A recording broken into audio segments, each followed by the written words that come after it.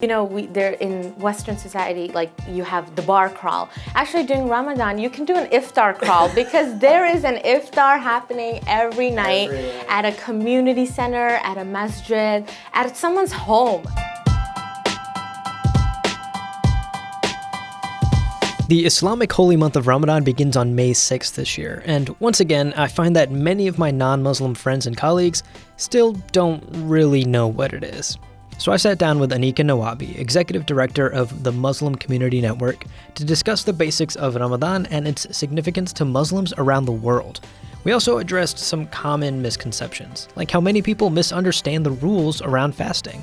Fasting works as such that we do eat. It's just that we eat at certain times of the day. We eat a morning suhoor, breakfast, before the sun rises.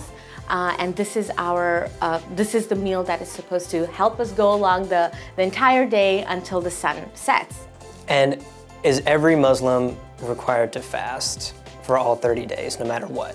No, actually the rules around it is very lenient. It's only if you're able to do it, you should do it. However, if you aren't able to do it, you can either donate to charity. The elderly usually, because they have health issues, they don't have to fast if they cannot fast. That leniency extends far beyond just the sick and elderly.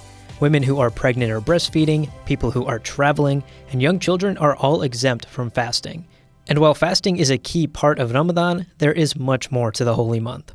Muslims believe that it was during this month that God revealed the first verses of the Holy Quran to the Prophet Muhammad, peace be upon him. Ramadan is a time of spiritual and physical discipline. Fasting is just one part of that. Muslims fast to really, again, deepen our empathy for human beings because that connection is what helps us in connecting to God.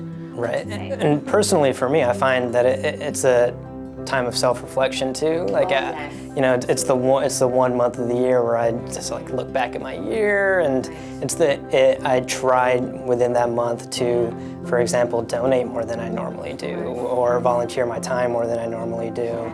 For Muslims, Ramadan is a month of sacrifice, self-reflection, and service.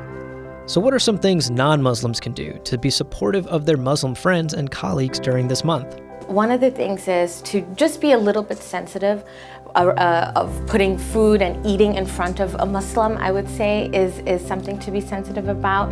And also, I want to drive this message that Ramadan is really a very communal time. It's our time for not only individual introspection, but also to give to our communities and the neighborhoods that we live around. So definitely try to find an activity to do together with your Muslim friends during this month and celebrate it. It's a celebration.